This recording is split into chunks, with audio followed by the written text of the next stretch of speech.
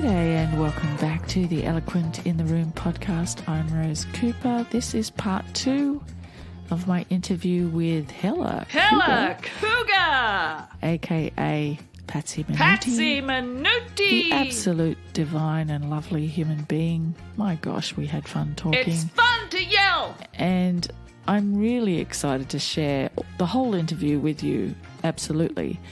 But this second half specifically, we had been talking for over an hour and a half by the time we got to this bit, so we were warming to the task. We were becoming more and more candid, more and more vulnerable.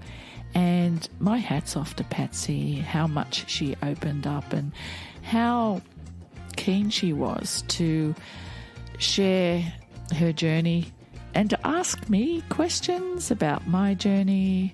The end result being that you get to have a fly-on-the-wall experience with this girl talk. We did our best to unpack patriarchal things, double standards, Madonna whore stuff, but it's also just two women talking about our basic insecurities, the things we know and the things we know we don't know, and we share more observations from our experiences having sex with much younger men. And I think listeners might be surprised at some of the observations that we made. Some positive, some negative, some neither here nor there. They just are what they are. We both kind of come to similar conclusions, but we also realise that there is a lot about the double standard, particularly the older man, younger woman scenario, that we realise is a double standard in reverse when you're talking about older women and younger men. It's a tricky topic, and we did our best to unpack it, and we found some interesting things in the suitcase, I've got to tell you. So we're going to continue rummaging around where we left off last time. Do enjoy the rest of the interview. I'm not going to be around at the end to give you my spiel because I'm going to give it to you now. If you enjoy the Eloquent in the Room podcast and you would like to be supportive, there's a few different things you might want to consider. Firstly, you can hop onto your podcast platform provider and hit like and comment if that happens to be an option on your podcast provider. I'd like that! If you have an iPhone, you can pop onto Apple Podcasts and give me a 5-star rating. A comment and review would also be nice. All of these things help stimulate the algorithm, which increases my podcast's chance of being seen by people who listen to podcasts. It's all about engagement. Speaking of engagement, I also produce a fair bit of social media content on Instagram and now also on TikTok. I have links in the show notes to both of these things. Again, if you like and comment and share any of those posts, it puts it in front of more people. It also boosts the algorithm so it appears in more feeds. Things don't become popular just because they're good. Unfortunately, people have to actually engage with these posts, boost them. You can also hit the save option. Also, I have recently joined forces with Nikki Darling, a micro business out of Melbourne, who have a fab array of genderless sexual health and pleasure items. Sex toys.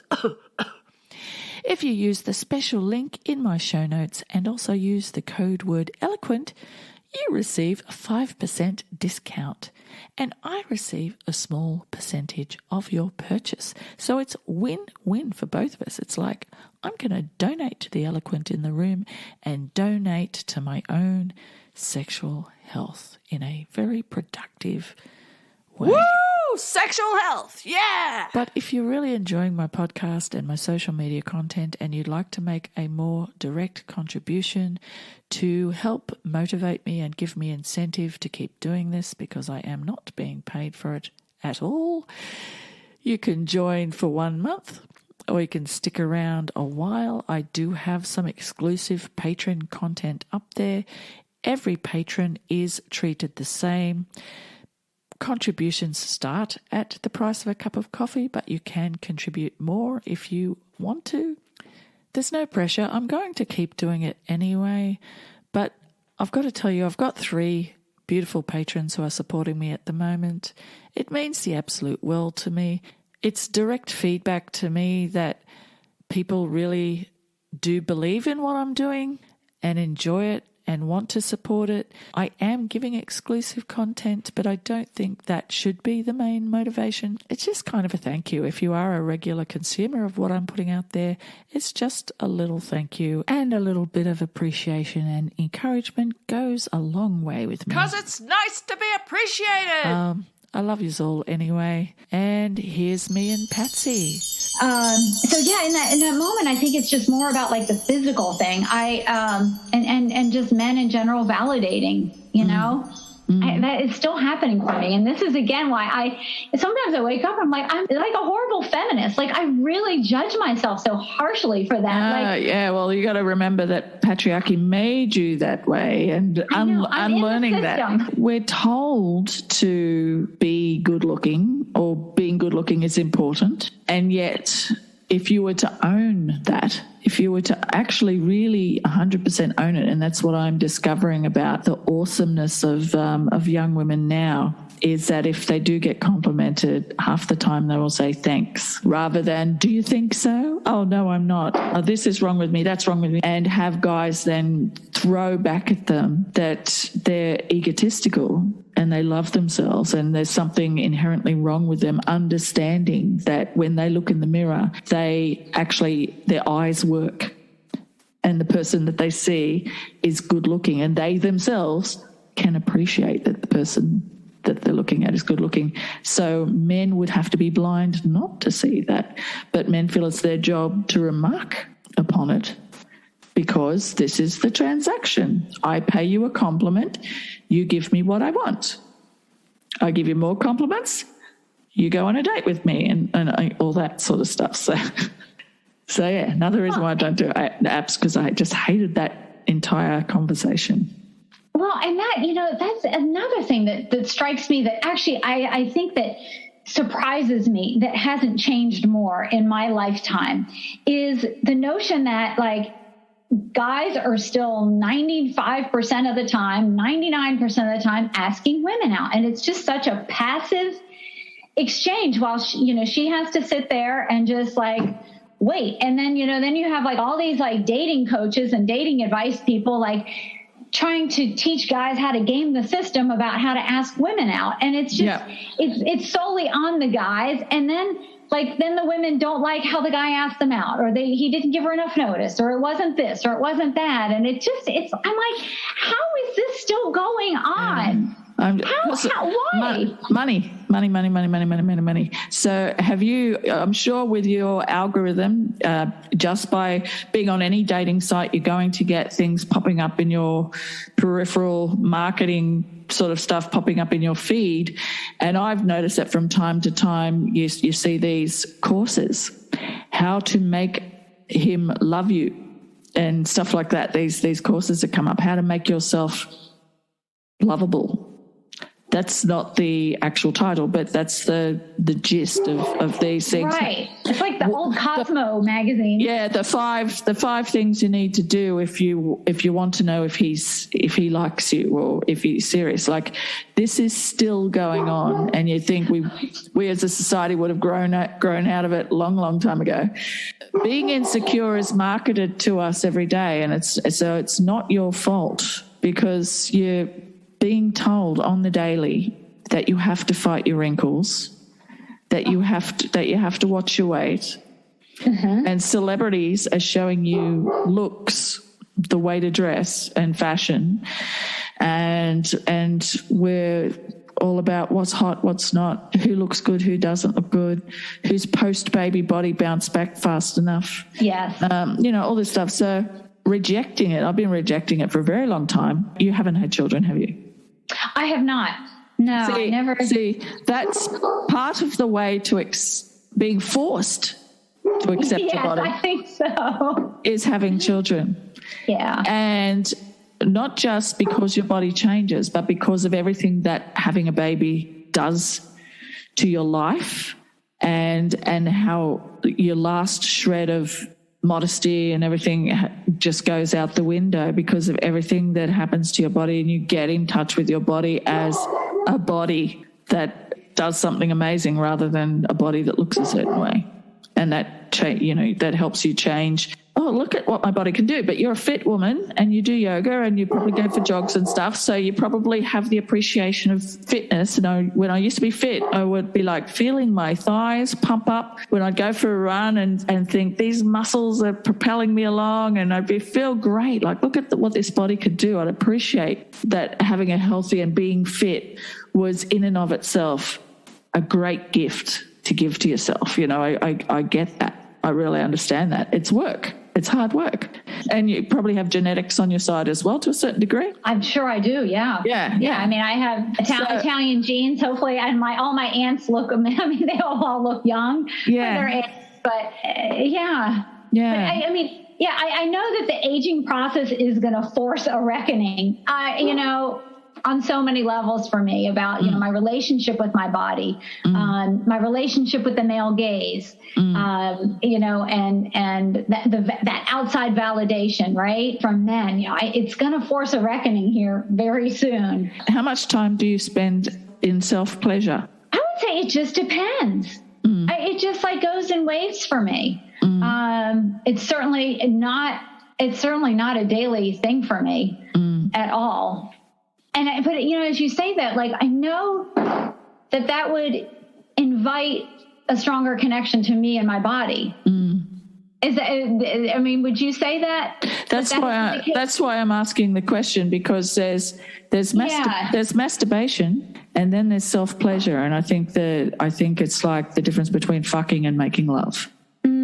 And if you think of yourself and your time, thinking of your sexual health, because sexual health is very important, and the medicine journals would say sex is good for you, when what they really meant was having orgasms are good for you, because just having sex in and of itself isn't, or having intercourse in and of itself isn't necessarily good for you if it puts you in a bad place mentally.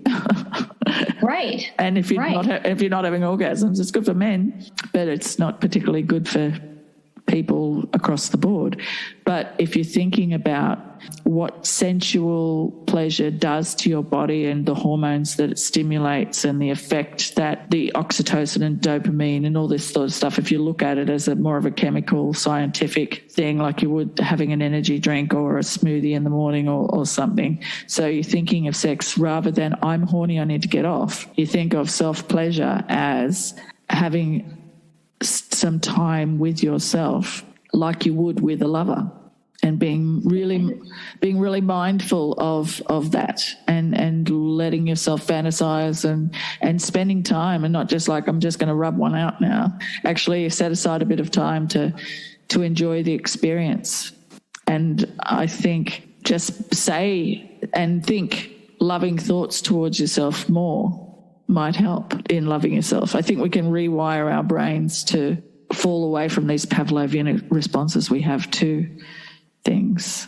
I think that's that I know you are absolutely right. And it's so funny how much resistance I have to that, or it's a fear of intimacy, even with myself. And I think that's why I've always maybe shied away from long-term relationships. And there are many reasons why I never wanted to be married, but there are a lot of relationship coaches out there and people who just talk about this amazing relationships that you can have with another person, right? And this deep, and it just that always scared me so much, or just that level of intimacy just felt way too vulnerable. And it's almost like what you're talking about too is somewhat triggering in that same way about having that level of intimacy with myself or my own body. Why would that be so scary to me? Now I gotta go get a therapist again, Rose. But we could just touch base from time to time. I don't mind. I know, you can be my therapist, my leader. A few years ago, I was having a series of nervous breakdowns, and I had anxiety and all this sort of stuff as my vulnerable self rose to the surface without me fighting, without me stomping it down. Going, wow. Being superficial. I didn't even realize it was superficial. but I opted for being superficial for a very long time. I've grown up with fat phobia because of my family of origin and eating disorders. I didn't have an eating disorder, but two of my members of my family had eating disorders. And my father was a big man and unwell and all this sort of stuff. And it programmed me in a certain way. And now that I'm getting older and we're in lockdown and I'm getting older, not just older, but I'm going to be 60 soon, so it's older. And I'm not getting as much regular exercise because in order to do that, I have to do that. It's not just walking to the office or walking to do things. I have to go for a walk. I have to plan around it. I have to set aside time to put music on and dance. It's my other default I love exercise. It. Yeah, just freestyling. I know, and I love watching you dance. I love seeing your videos or your dancing. I'm Yay! Like, It's so great. Yeah, try and stop me. Hell no. But so I'm putting on weight. And I'm like noticing, grabbable bits and stuff now. I'm loving that there's the body positive movement reminding me that the body positive movement has nothing to do with me, really, not at all. Because I've never had a problem, in inverted commas, I've never had a weight problem. For a woman my age who has had children, I don't have to think about being body positive because society doesn't hate me for the way I look yet. It might not look at me because I'm older, but it doesn't hate me or vilify me or fear me or feel anxious around me because of my size. So that's why I know that, but I had to learn that. I used to think I was being body positive just because I was a life model. I started being a life model at 49 and I was being positive about my body, but I was still I still was built in a way that people weren't going to judge me and tell me, pressure me, give me unsolicited advice on how to lose weight or what I should do to look better. I didn't have to encounter that in my life. And now I'm like released from that to a certain degree because I'm over a certain age and I'm not letting myself go, but I'm like just loving what is at the moment because the body positive movement is showing me what society didn't. And that's made me change the way I see myself when I look in the mirror. I don't have dysmorphia as much when I look in the mirror. I go, oh, look at that tummy. Oh, give it a squeeze, And I never had an ass. I've got an ass now. So I'm like, yeah, look at that. Baby got back. I never had one. It starts working. Yeah. So, it is. And you know what? I mean, as much as I get upset about how many things have not changed in society, I do have to recognize that a lot of things have, or maybe it's just because of where I'm putting my attention. I don't know. But, the body positivity and privilege and, that whole discussion and about discussions around gender and more acceptance happening. Like there are I can see differences in how society has come along, at least in terms of awareness between, let's say, the 1970s and 1980s and today. I do recognize there's progression. Well, even 10 years ago and today, it's on a massive curve now, and I think what a great time to be alive. Yeah, it really is. Yeah. I mean, it really is. But that's still not to say that we don't have miles to go. Huge strides, but I'm just so. We're having conversations we never had. We're having conversations that we didn't even know we could have or should have. It's great. It's amazing. And I've always considered myself to have a kind heart, a sweet heart, a compassionate heart, an empathetic heart. But I still still learning about, my blind spots and even what you just said about the body positivity movement, not being about you, that is the day I realized that, the day I still can be a role model and I still can be a good example.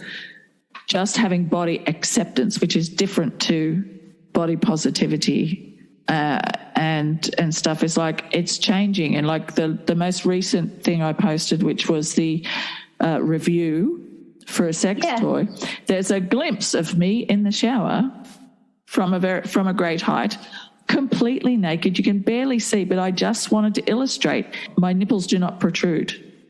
If I was to stand out on a snowy day, nothing. They just don't stick out anymore. It's just the fact of life. I have the opposite problem. Like, I can't get my, like, I could go on a run in 100-degree heat, come back and be in my kitchen. I'm like, go away. Like, you know, self-conscious of that. Yeah, see, it's always, grass is always greener on the other side of the bra. Always. Now as well, like not caring one way or the other, the way you look.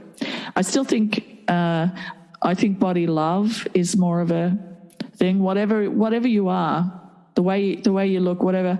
I think it's good to love your body because it's also a sexual, sensual relationship that you have with your body, and that is something that translates when you connect with other people. That if you have love and respect and enjoyment of your body and your own body, you're going to be not inhibited about sharing that with people.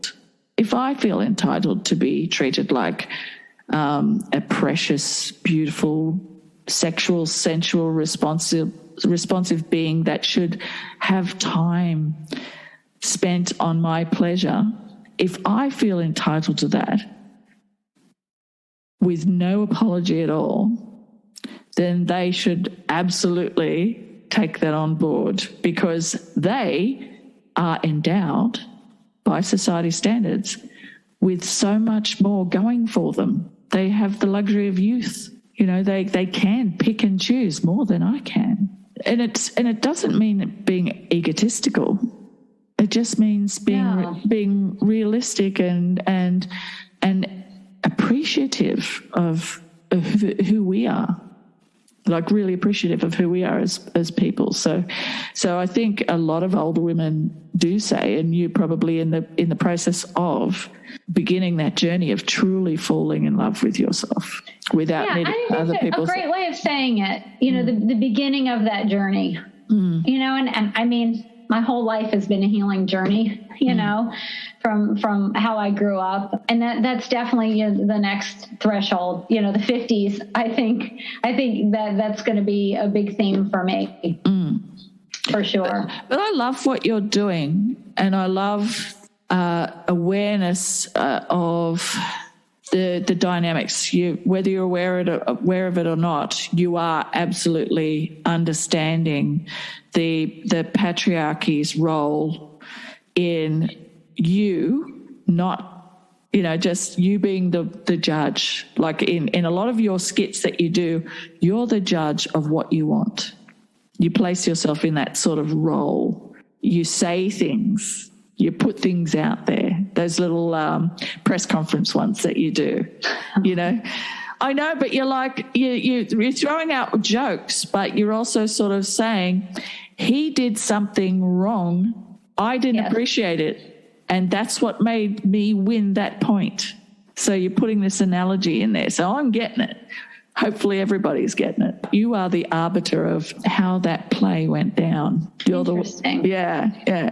You're a very creative person. And the thing about being creative is a lot of the stuff comes through you that you don't pre-think to a certain degree. It's stuff that you create. And then afterwards you go, actually, you know what? That was funny.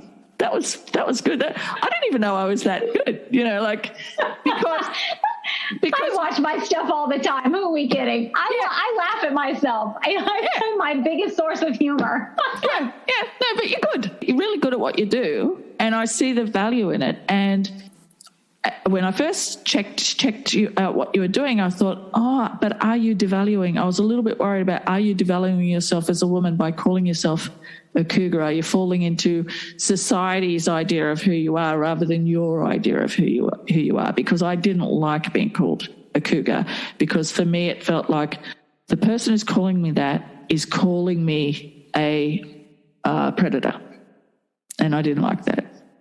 You know, never in a million years would I be a predator. And MILF, I didn't like MILF because I don't like MILF because it's like determining the fuckability based on having, you know, yummy mummy, soccer mum, whatever. We're still being pigeonholed. And when I was starting to get older and I'd say, cougar or MILF or whatever, I'm like, I'm outgrowing it. And then people will be like, but then you'll be a gilf, you'll be a grandma who are, you'll be that person. And because everybody cares too much about their fuckability, that there's that FOMO where, in every single sphere of life, the diet, the fashion, the this, the that, you're hot, you're good looking, whatever, you're big, you're small, blah, blah, blah, blah. Will a man want to fuck you? That's what it all boils down to in that heteronormative sense. And in gay men's world, they suffer a lot of the superficial stuff way worse than what we encounter. Yes. There's also the toxic masculinity that's thrown in, but we're still caring too much about whether or not we're fuckable. Yes. We're still not caring enough about whether or not we're enjoying the fuck. Yeah, I think, it's interesting, the whole cougar and MILF term.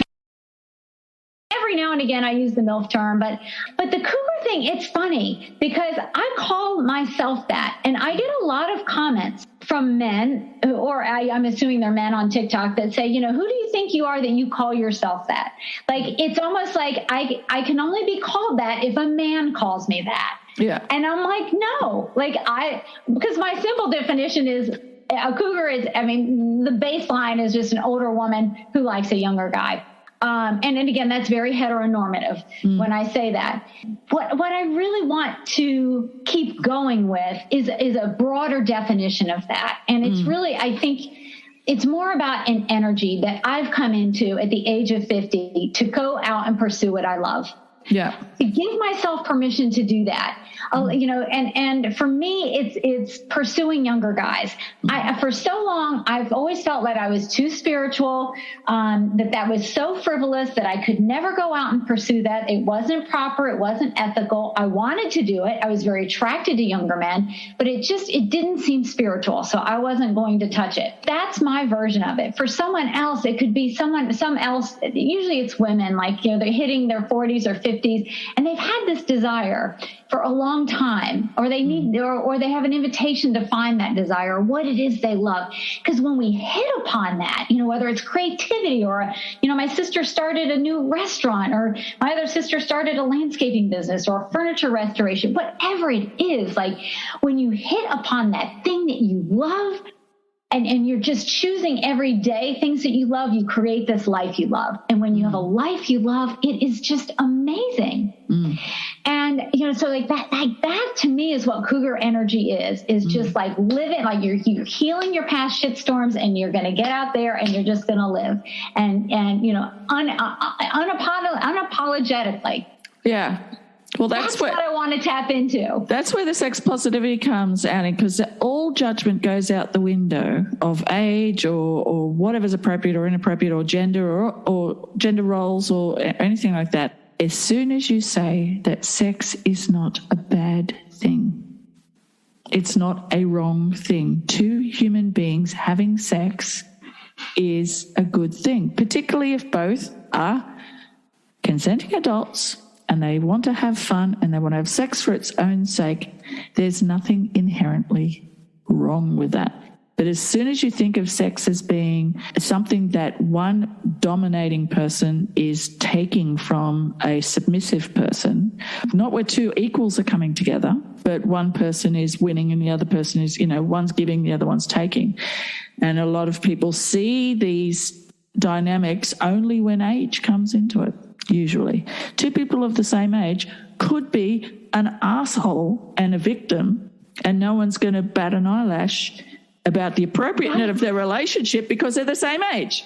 Exactly. Yes, I know. This drives me crazy. Yeah. It drives me crazy. Yes. Yeah. So and there could be manipulation and abuse in that relationship, but because they're same age, it's just great. So if you go to a club, say, like a swingers club or something like that, not saying that you do or you don't, but if you choose to do that, they usually have an age grouping, or sometimes it's open age, but usually you can choose that. And I know that at one swingers club that I was aware of, that I knew that was like in case of emergency break glass. I knew it existed. I love that. And you know exactly what I mean by that, don't you? If I know, if I know that I want to have sex with someone who's probably, I could go to that. That's what I could do. And they had these nights that were specifically geared to cater to having more single women. So it was a couples thing, but the younger men were offered the places to go to these because women generally, there's a lot less women pursuing casual sex generally than there are men. Makes sense. Yep. By sheer numbers. So they were making their offerings, because you pay to go, making their offerings desirable, that if you go, you know that they're going to be mostly, the other single people there are going to be mostly younger guys.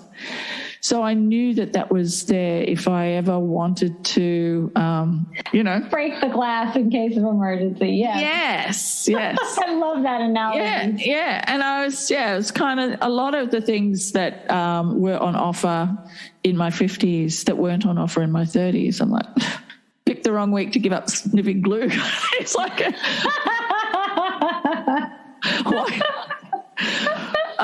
just the smorgasbord aspect of online dating and all that sort of stuff. I had a good time in my 30s, but I would have, what I'm getting around to is the idea of pursuing sex purely and utterly as a fun pastime, which people do as couples, go to swingers clubs or whatever, or, kinky sex or whatever, pursuing it for pleasure. And, everyone's fine with that. So women in there, whether it's real, true or not, we want to believe it, whether it's confirmation bias or not, women over a certain age, women over 35, say between 35 and 45 especially, their body is going through the motions of only producing a few more eggs, and their body is like, last chance, let's get this person pregnant. And that's what stimulates the libido in older women. That's supposed to be part of the equation. And just also women come into themselves later sexually. They discover their likes and dislikes and discover their orgasmic potential and whatever, and develop an ego from having had more sex and more satisfactory sex, and it has a snowballing effect. Tremendous libidos that can only be equaled, matched by having sex with a younger man. I don't know about you, but I'm like, I want to hang out for a good couple of hours, because I'm going to make the most of it, and we'll have sex several times in that time. Yeah, sometimes it just depends. Sometimes I'm just like, okay, know. Yeah. It just depends. Yeah. One of the guys I was with in my 40s was, his libido, still pretty much outdoes the libidos of most of the younger guys that I'm with now. He was just, and he was, I guess he turned 50 at that point. It's like, it just kind of depends sometimes. Like some older guys have tremendous libidos, and some younger guys have tremendous erectile dysfunction in terms of, again, I blame porn for that. That desensitization, and they have to have this in order to orgasm. Wow. I didn't encounter difficulty, but, them being quick. I never say premature. I just say quick, because it's kind of judgmental saying premature. Yeah. And it's also heteronormative to say that it's premature, because if most of the time, by the time it gets to wanting to have intercourse at all, there's been a lot of stuff going on. And I've had several orgasms and stuff. So if they've built themselves to an orgasm to the point of, as soon as they penetrate, they have an orgasm, it's not like there hasn't been a build-up. There's been a build-up. Right. Yeah, stuff's happened. Well, and that's the thing that I have a difficult time talking about is when I say that there is erectile dysfunction, because I also don't want to set it as a goal that people have to orgasm in sex. I don't want to make that the norm. I don't, and then shame someone if they don't achieve that. Right. But, I guess what I call out or what I see is not, is an inability to orgasm without watching porn. Yeah. So when I call that erectile dysfunction, and I see that happening, that there's an inability to orgasm, not again because of maybe some psychological, challenge or trauma or something, but it's just simply because they've been trained to only, to watch porn every night before they go to bed or in the mornings or whatever. And that's how they orgasm. Yeah. But does that make sense? Like where I struggle with, like, I don't want to shame people for that. I don't want to shame a guy for having a challenge orgasming or coming. I don't want to do that. That doesn't seem right to me, or being premature or any of that, Yeah. Yeah. But I'm also seeing porn's influence in that whole mix. Yeah. Well, I haven't had that experience. The only time that there was a prolonged inability to orgasm was due to having that person having antidepressants, and that was a side effect. So that was fine. Yeah, I remember that years ago. Yeah. But no, that didn't happen. But there was still evidence of guys being subject to porn because of the questions that they would ask me in the dating. What are you into? And you into this, that, and the other thing, and questions they'd ask during, like, where do you want it? And the first time someone asked me, where do you want it? Because we were having sex, I was like, the concept of us having a simultaneous orgasm was completely and utterly not even on their radar. They were just like, whether they thought they were practicing safe sex or whether they thought it was a performance that I wanted them to do, to ejaculate on me rather than in me. I just remember being like really surprised. I've had conversations with a guy since that time, and they're like, oh, well, he's just worried about whether or not, I don't know, there's a lot of misinformation about how to transfer STDs, let alone getting pregnant. I'm like, dude, obviously I'm not going to get pregnant. But yeah, where do you want it? Oh, that, I know. And it's just so funny. It's like, I can't remember. I think in my book proposal, I wrote it. Yeah. Like, it's like some golden nectar of the gods that you're like, like, oh yeah, just like, I can't wait for it, and again, that's a porn thing, right? Because it portrays this woman as like this, like, sex beast that's just like, just like dump it all over me. And I can't wait to, bathe myself in this, like, your sexual fluid. Like, that one always just makes me laugh. But it is, you go like, oh, okay, so this person has grown up on porn. This person, this is their sex education. And they want to see it. They want to watch it happen. Oh yeah. Yeah, that's the thing. The money shot has always been about men wanting to watch men ejaculate, not making any homoerotic connection in their own brain. I wonder if the first person who made that first decision about the money shot, what sort of thought went into it? It was probably hundreds of years ago. Of some kind, the very first porn on the very first movies that were. We have a hieroglyphic. Yeah, the ones that went on the cave walls and stuff, and which one had the cock and balls with the spurting coming out of it. Vesuvius, right? Or what's outside of Naples, Italy? Yeah, and just that visual thing that they want. Women's getting that wiring are also developing a taste for what they've seen. Like, the thing about sexuality is the things that you prefer are quite often flavoured by the very first few times that you have sex. You're programmed a certain way, and sex was painful for me the first few times I had it, and then years later, when I'd be having married sex, and if we were having a quickie and I wasn't quite wet enough and it hurt a bit, it would remind me of those early days of having this sort of painful sex. And for some reason, it was a turn on.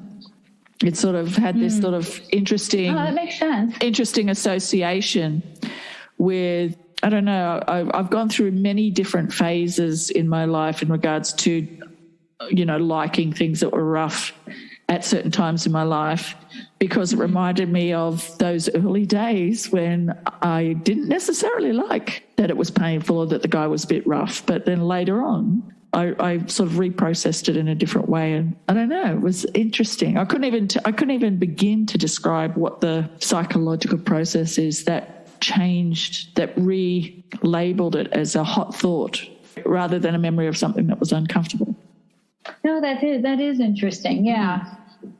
Yeah, but girls these days are seeing what they're seeing and maybe really into, I can't wait until he has this orgasm and he shoots his load on me and actually genuinely be really 1,000,000% turned on by it, because that's how they learned. That makes sense. That's what sex is, yeah. So I know that a few years ago I made a lot more judgments based on my own confirmation bias, on my own projection and all that sort of stuff, and I really thought I was out there saving girls from themselves and trying to sort of say, well, but that's not enjoyable and that couldn't be fun, and them sort of probably thinking, don't tell me what I like and what I don't like. Yeah, no, that's interesting. Yeah. Right. That is so interesting. Yeah, but regardless of what it is that you like, liking it's the important thing. If you like it. Yes. So just making sure that people like it and they're not just doing it to do their party tricks and be a good girl. Do what is expected. Yes, I know. And I'm still working through so much of that.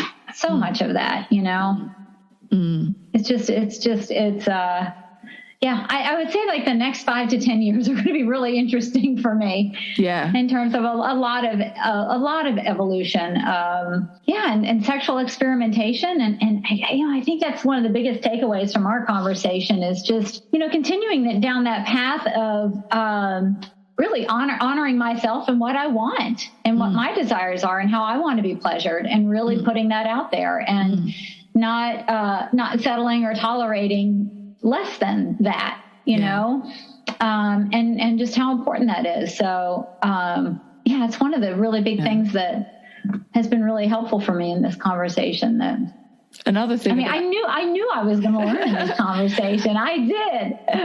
Another thing in that internalized misogyny thing, this is what I love about Instagram. I'm following some really cool people and they're posting some amazing stuff. And one is that old chestnut when a guy says to you, you're not like other girls or you're not like other women. And I remember years ago, I used to feel that was a compliment, that I somehow unlocked the secret of being accepted as one of the boys or being a woman that was cooler than other women, less uptight than other women, all of these things, not realizing that this is massive internalized misogyny. I just wanted any reason to feel good about myself. And I reached for it in the validation and acceptance and welcoming of men into their own domain, because I had mostly male friends. I used to love playing pool with the boys, watching sport with the boys, hanging out with the boys, and more so than my mother's groups or women's groups or anything like that. I found it boring. But I understand. But did I? I just think I was under the spell of the people that I was surrounded with at the time, and my first husband and all that sort of stuff, of him wanting me to be this certain way and me finding like that Stockholm syndrome sort of thing, like me making it work for me and me feeling like that was fun. And as a result, I still enjoy sport, even though I've lost touch with a lot of what's going on in sport. I love a good sport movie or TV show or something that is based as sport as the metaphor of the situation. I'm watching Ted Lasso at the moment.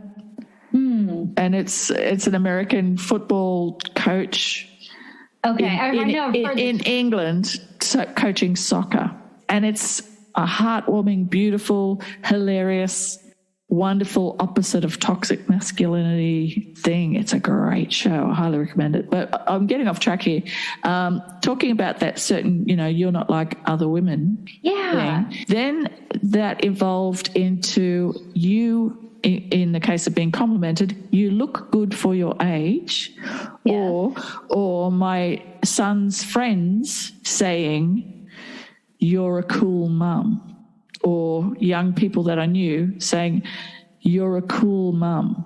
And so I was getting validation from younger people in the same way as I was getting validation from men. I still needed other people to tell me that there was something about me that was worth liking, worth befriending, worth fucking, whatever. This is the trap. It's like women are like that scene in The Simpsons when Sideshow Bob is walking in the field of rakes and he keeps stepping on them and they keep hitting him in the head. Women have that same situation over and over again. No sooner do you grab a bit of self-esteem than you fall down the other trap of, seeking gratification and validation in other ways. And it's the age thing that's the killer.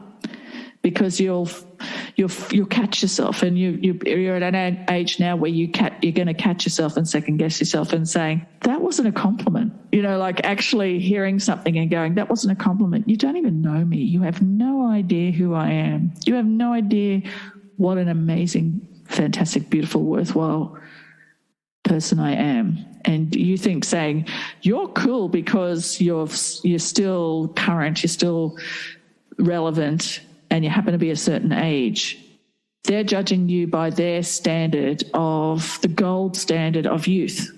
Yes. And the world at the moment is still sort of looking towards we're all waiting for the boomers to die apparently because the young people should be running the world. But you look at your billionaires now, they're not all really old people.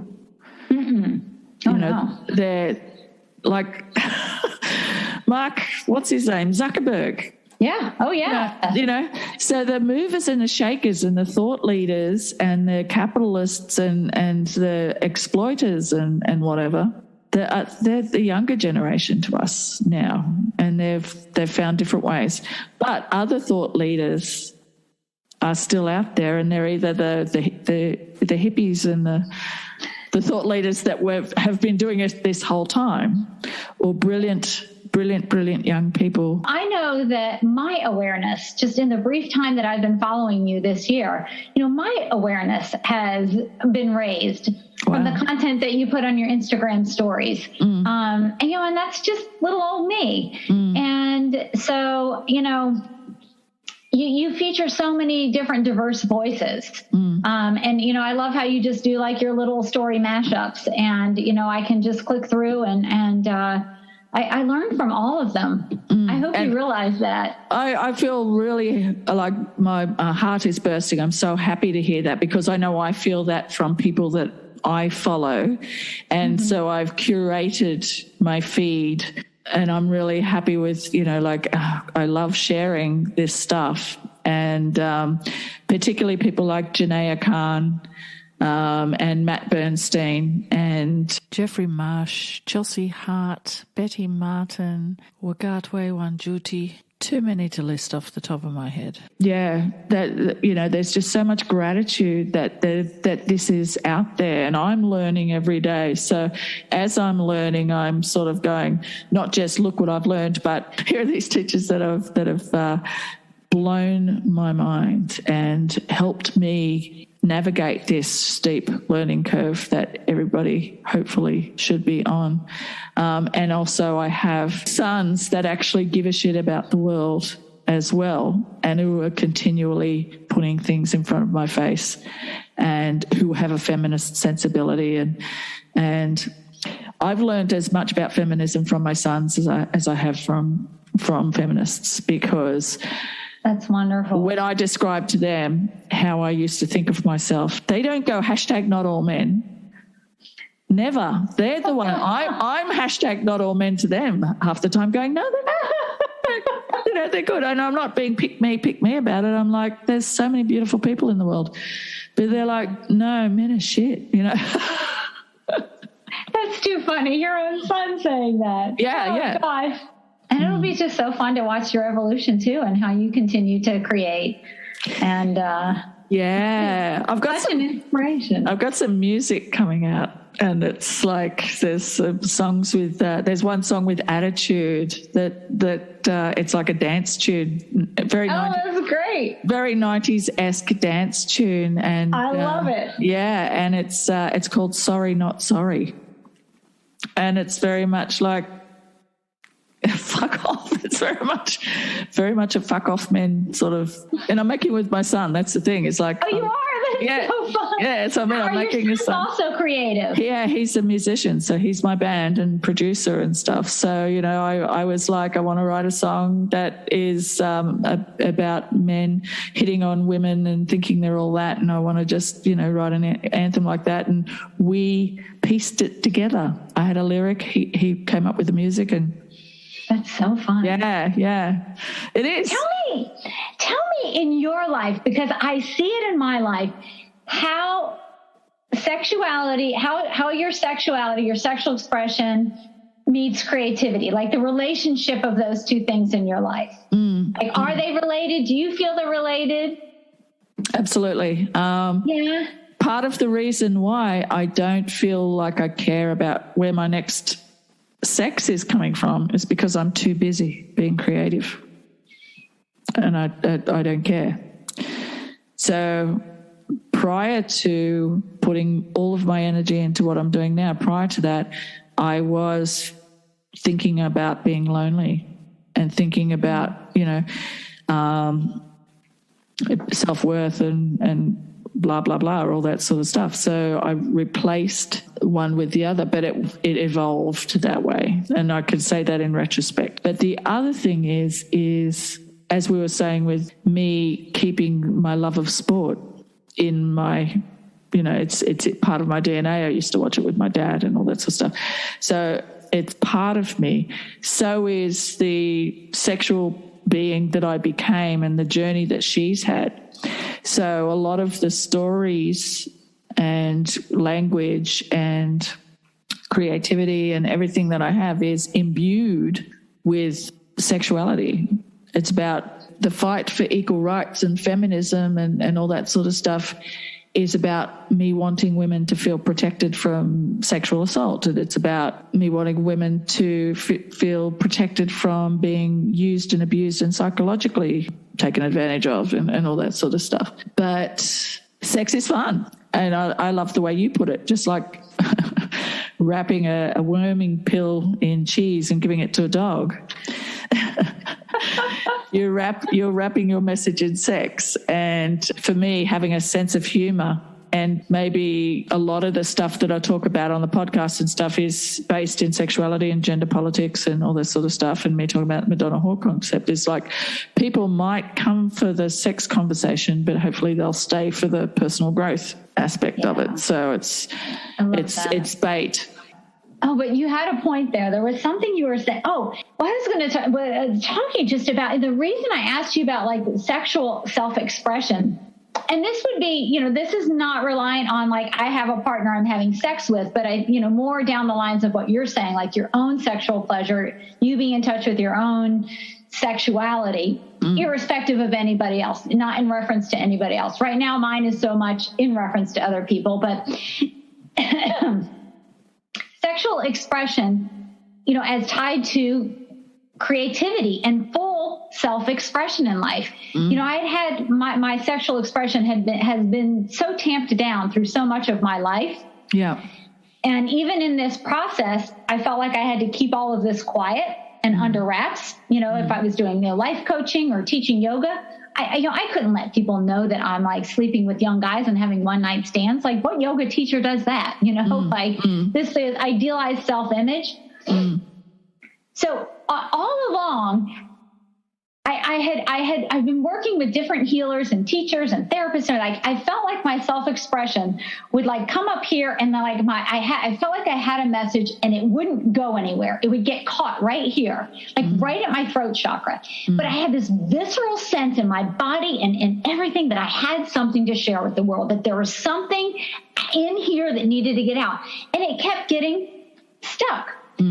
It finally opened up when I started being honest about what I was doing and who I was with this whole cougar thing. And I finally admitted it, and like zero fucks given. And, you know, just when I came out, and then all of a sudden, bam, the message was there. I had my book proposal done, my ideas, like the brand came together, the website. It was just incredible how that all happened. And it was just like sexual expression, full self-expression, giving myself permission, following what I love, and how then I could finally communicate. And it has just been a massive relief. So that's why I asked you that, you know, just in terms of like your self-expression as related to your creativity and your sexuality and your experience of that. Yeah, I think because I've never been stymied. Yeah, I always felt, if anything, too much. I leaned in too much, or felt a lot of growing up and whatever was preoccupied with sex. I was thinking about sex all the time, and, you know, like it was, and wanting to know more about sex and learning new stuff about it, and interest in reading about it.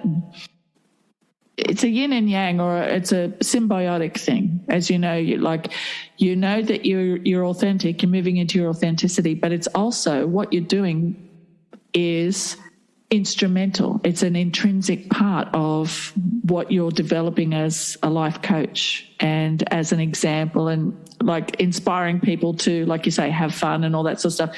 So it's the meeting of these two things was you admitting to yourself and releasing and admitting to other people, this is me, I'm into it, and having that self-acceptance.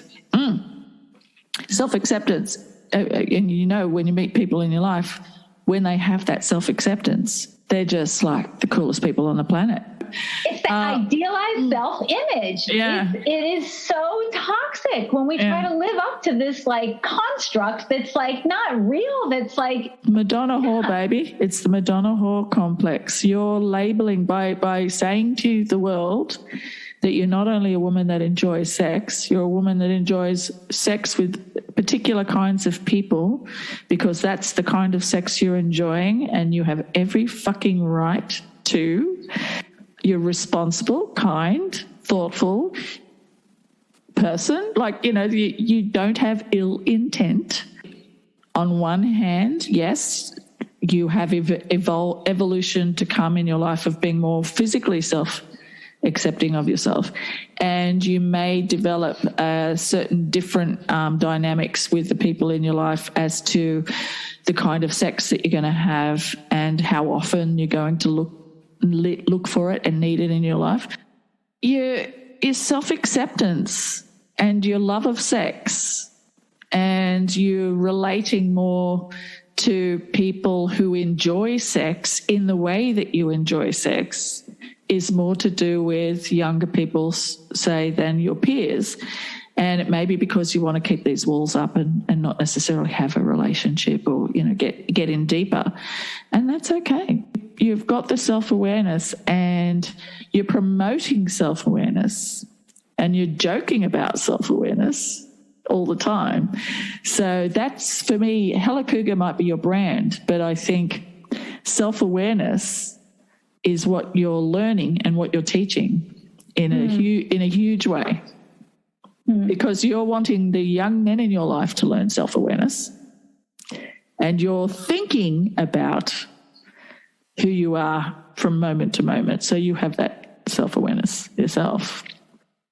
It is. I mean, actually my whole life has been dedicated to self-awareness. Some of my earliest memories, I mean, definitely by 14, 15, reading, self-help books and stuff. Yeah. I just always wanted to understand this and heal. Yeah. You know? Well, and I want to say another thing too, Rose, and I think I even said this in the email, that I really appreciated about you is that even though we might not be in the same place in terms of where we are in our life path and personal evolution and evolution and self-awareness and standing up for ourselves and worthiness and being okay with ourselves, I just love how you have held space for me here I am at 50 and here you are, approaching 60. And I think a lot of other feminists or strong women would be and could be justifiably very judgmental of me and just where I am and how I do present my content and how I relate to younger men and where I am. And you have not been that way. But instead you've held space for my possibility of where I can grow over the next 10 years. And I have really appreciated that. That is very masterful to be able to recognize that, I'm not there. I don't necessarily need to be there. But I'm going to hold space for her over here to what's possible for her. Yeah. That is mastery. Oh, it's lucky. It's lucky. But I was aware of whatever my discomfort was about me. It wasn't about you. Women have got to really look at, if there's women that they judge, they've got to look at and like, why am I judging? And am I envious? Is it jealousy? Is it any of those things, or a superiority complex, or any of this stuff? I see value. I see value for you most of all in what you're doing, and I see value for younger men who are sincerely jumping onto your TikTok and actually asking questions. I don't know how you have the patience for it, because I've lost my patience for people. I've lost the patience for people saying, how young is young enough, or whatever, or, what's this, actually really taking the literal meaning of the age and actually continually asking. And you drill down, every message I got is, do you like younger men? And I'm like, you're here, aren't you? Like, everybody has their filter. You don't have to accept people of a certain age.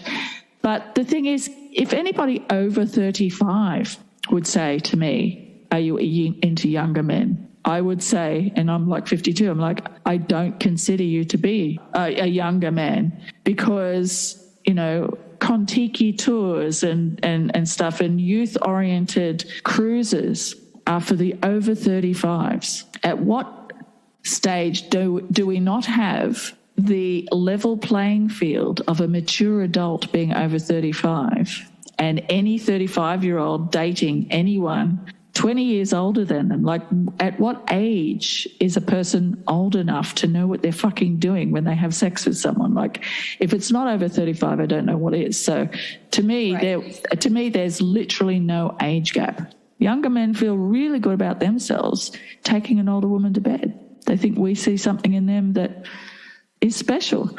And indeed we do. It's interesting.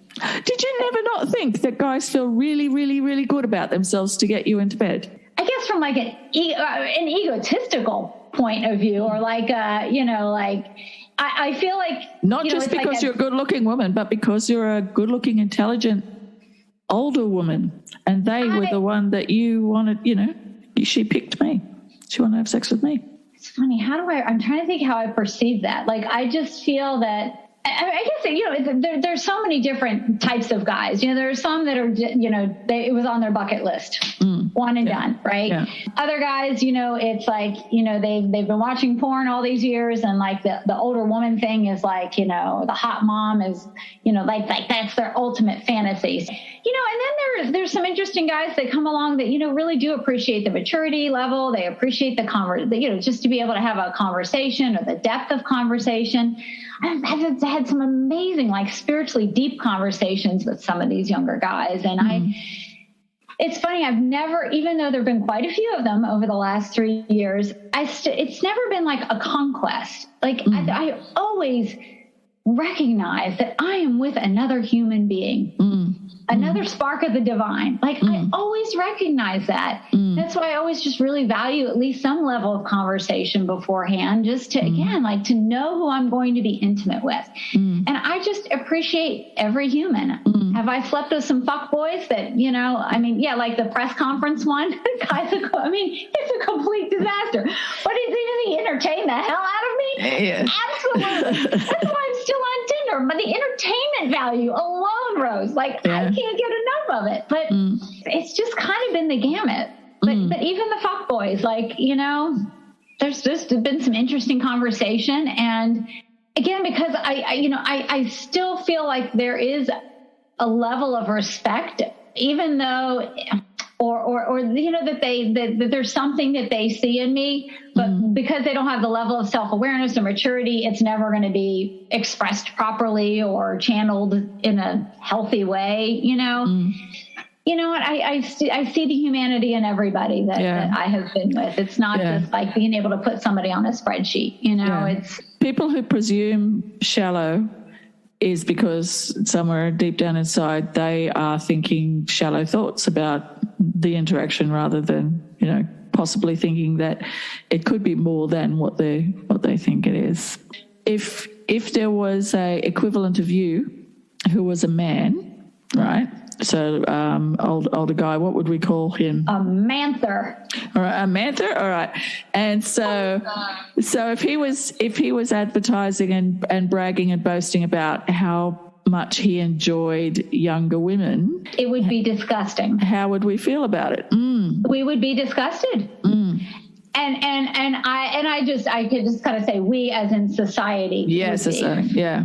And this is what, you know, and again, there are some videos on TikTok I've done where this really gets triggered. And then they'll say, you know, oh, if this was an older man putting content out like this, like he would be attacked. And I even have to check myself, because I have held a lot of judgment over the years for like these old sugar daddies that, you know, like, I'll just prey on younger women and stuff. And I really have to give myself a timeout and say, I mean, there's so many layers and intricacies in here, like, because there are legitimately, because of patriarchy and because of that whole system, there have been horrible relationships that happen with that, like we were talking before. It's the thing is that power imbalance. I know that when I had two marriages, one with a man 7 years older and one with a man 12 years younger. And the difference in me as a human being in both scenarios, I felt stronger within myself and able to stick up for myself and all that sort of stuff in the second instance because of what I'd learned the first time. Yeah. But also, I guess, psychologically, because he was younger than me, psychologically, I think I felt that I could cancel patriarchy out and assert myself more into a leadership role by virtue of being older. That I gave myself permission and considered myself the boss. And I had two young children, so I was very protective of them. So I felt like I was the one running things. And unfortunately, that had the patriarchal fallout of him sometimes feeling emasculated by it. So the power dynamic is definitely still there in the older man, younger woman scenario. But I know that when young women actually opt for lifestyles afforded to them by taking on a sugar daddy, they see value in what they do for older men. They see friendship and whatever, and they don't judge. They see this as an exchange and a valid way to get by, similar to sex work or anything like that. And then you've got young women that are just attracted to older men, much older men. So I was one of those. Yeah. But I think overall that power imbalance and that dominating thing, like you probably know people in your life that you have seen older men and choose younger girlfriends and know that they do so because they want to be the dominant partner and not treat them with as much respect as they deserve. So that overwhelmingly it still is probably a creepy thing for a guy to be really vocal about preferring younger women. And I think we have to entertain the thought that it's the same for you to suggest that the age is the attraction. The age is the attraction. Somehow we've got to get the message out there that it's a more holistic thing. And I think you're doing a good job doing that. Like, have it be a holistic part of your life's journey, and it's all part of that. So yeah, I never felt creepy and I never felt weird having sex with younger men, because they're looking at me like Wile E. Coyote looks at the Roadrunner and the Roadrunner turns into a chicken dinner. They're the ones that are pursuing me like I'm the prize. They're getting what they want. They're actually really getting what they want, and they feel really happy about the situation. It's not me coming into their life and giving them something they didn't ask for. We have to accept that women are less likely to be manipulative, still capable of it, but less likely. Less likely to manipulate? To be manipulative. Right. Exactly. Yeah. Yeah. I think, and I think that's it. And it's funny, like there's something too, like when we talk about it, because it's like this creep factor, right? With older men. And please, plenty of people on TikTok think I'm a pedophile and think that I'm a total creeper. So I get that all the time. And that's been a whole other thing for me to work through. Isn't there something too with like the older man, younger woman dynamic that it's almost like a trophy thing or an ego thing, or like, there's some kind of absolutely it's a reference thing. Yeah, congratulations.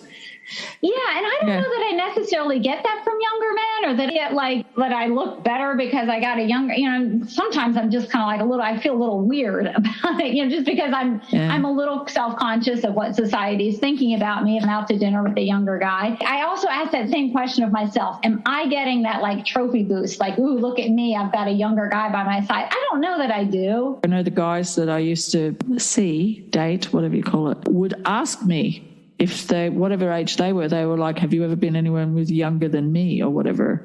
And I'd be like, why does it matter? They'd be impressed. They'd be weirdly impressed. Like, go you, congratulations. And other women, and my age or younger women would be congratulating me for the fact that I was having sex with younger men and that I was still considered sexy at an age, and thinking that's what I want to be when I grow up. I want to be a sexy older woman. And look at Madonna's current partner. She's 63 now. Her current boyfriend is 27. Oh, I didn't know that. Yeah, and she's always had younger men in her life. It only sounds young when you put 63 next to it. Right. But if you put 22 next to 27 sounds man of the world. So, and 22 sounds a little bit young and naive. So there's a lot of presuppositions we make about things based on age, and it's all about things we've seen, stories we've been told, movies we've seen, examples around us of the worst case scenario. Or, like you say, this whole trophy thing. Catherine Zeta-Jones was 25 years younger than Michael Douglas when they met. And then she had a couple of, he was over 50, in his late 50s, becoming a father again. Generally speaking, that's fine. Society is fine with that.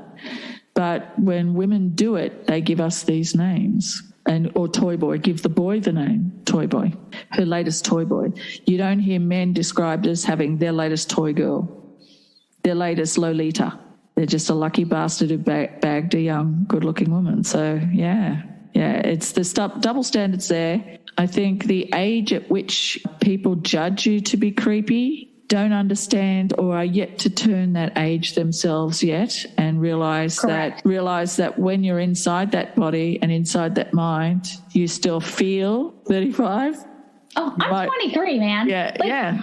I really feel each of us has like an age like that we lock into. I don't know how it works, or energetically how it works, or chemically, but like for me, it's like 23. It was like a magical age for me or whatever, and that vibrancy's just stuck. Yeah. What would be yours? I alternate between 17 because because 17 was such a big age, such a big learning curve age. I reckon there's a massive difference between 16 and 17 than there is between 17 and 18. In a girl's life. I think that year turning 17 and being 17 is for me, it was a huge, might have just been because that's when my boobs grew. I don't know. Oh, blame it on the boobs. Blame it on the boobs. Don't blame it on sunshine. 36 again, because I came into my own and stuff. But now that I'm getting older, I'm leaning into this older age too. So I might be 59 for a while. I'm going to turn 60 soon, but I might be like 59 or 54, or I might actually be in that 50s realm until I'm 90, if I'm lucky enough to get to 90, people would say, you're not like other girls, not that you're this or that, although they would say that, but most people would say when they met me for coffee or whatever, you don't seem, not you don't look, you don't seem to be your age. So it was like the evidence was sitting right in front of them, but they saw a youthfulness or whatever that they couldn't put their finger on either, because I'd still look my age. After a certain age, I got up to 50 and then I started looking my age. But before that, I always looked younger, probably. There is something interesting, with that comment about, like, you don't look you don't seem your age, or you don't whatever. Like, part of that, it's kind of like a both and. Part of it can be insulting, but it also, like, I look at my mom. My mom is just so, she's just unlike a lot, like much like you, just very unlike her peers in terms of her thinking. So in that way, I think she's exceptional for her age. When I make that kind of reference, not because of her looks or anything like that. I mean, she is a beautiful woman, but it's more about like her attitude and her openness in life and her awareness. She's just always up for something, like your energy, like you're just always down for something. Like, and it's just like, it's different from so many of her peers who might be very static in life, or who are very fixed, or who just kind of just, I don't know if I'm explaining that well. Yeah, no, I get it. So, so how do we call out that difference or express that difference without it being an insulting thing? That, you know what I'm saying? That references someone against their youth, right? Yeah. Like, that's the ideal. The energy, whatever the energy is that people give off. Yeah. Because that is special. Everything's and it is a wonderful thing to have in the world. Yeah, everything's a web of layers of, patriarchy, misogyny, ageism, sexism, peel it away, and morality, puritanism, all that sort of stuff.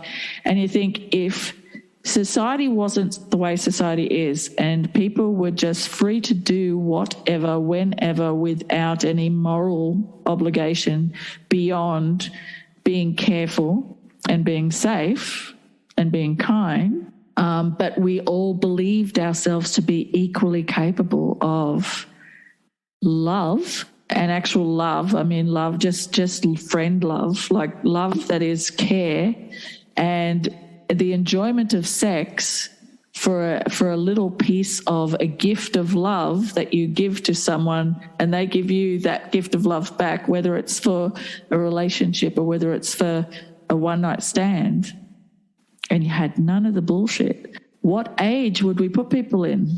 Like, would we care what age they were? Not at all. Us seeing men past a certain age and seeing them with a younger woman and thinking that man is a dirty old man is ageist in the extreme. But it's a stereotype. Yeah. And unfortunately, society, and I think to a certain degree, the way we're primarily geared towards looking for a provider, the internal workings of our human nature, or they're drawn to power, and the symbols of power being money and whatever, because it translates to security for this person while they either do or don't have children and stuff in the equation. So these ancient practices that we've woven into every aspect of the interactions that we have between each other as human beings. So many layers of bullshit on everything, and mostly capitalism and patriarchy is to blame for most of everything. The human nature that has evolved from it, the dark side, the shadow side. I mean, again, like we were saying, like the strides that even in levels of awareness in the last 10 years, that has come to light with all of that. And it'll be so fascinating to see what happens over the next 10 years, because of just like the rapidness of how society moves. it might be just completely transformed in 5 years. I mean, who knows? It's with technology and with the younger generation coming up and with their awareness, like, I think one of the coolest things is that so many of my friends who have younger kids now, how many of them are non-binary? The kid, my friends' kids, so many of them, and just how they're identifying, and like that just gives me great hope for our future to know, because I know when those folks have power and respect, it raises it raises all boats. Like that tide will raise all boats, and then that's, I think, so much of what intersectional feminism talks about too. When those who are most held back now and most I don't know what the term would be, but I don't like to use the word disadvantaged, but those most scorned in society or judged in society, like when those folks start to rise, then it just, it heals everything. Yeah. Learning more about transgender identities has informed my feminism so much.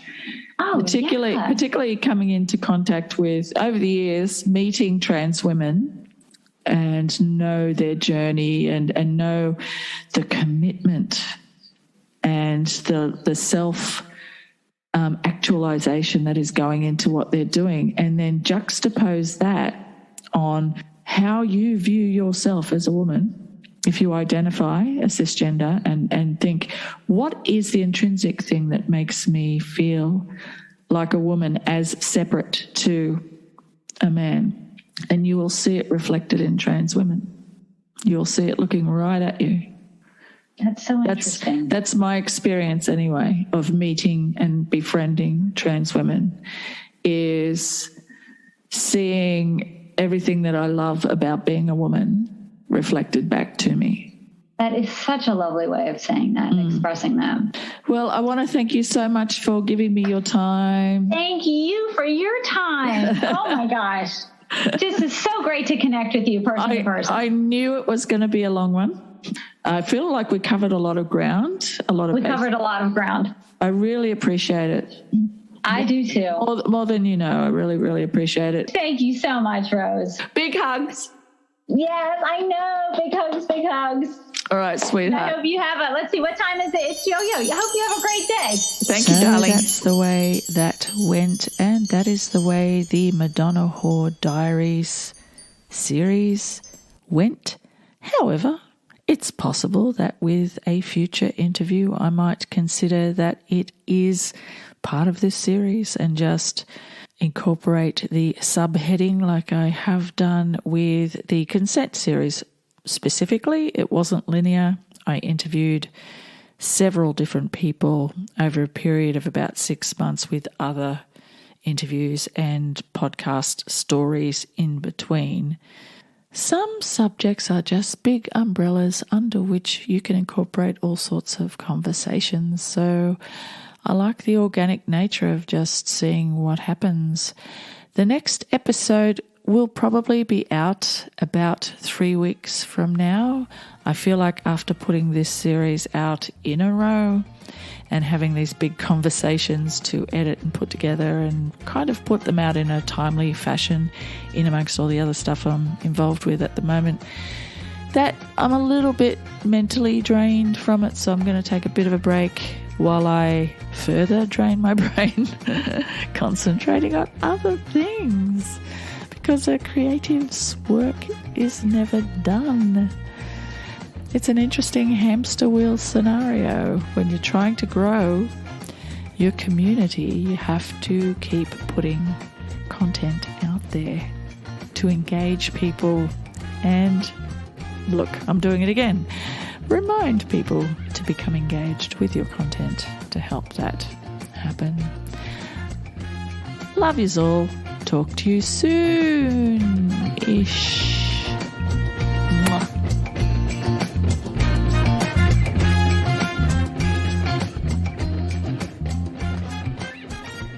Play nice.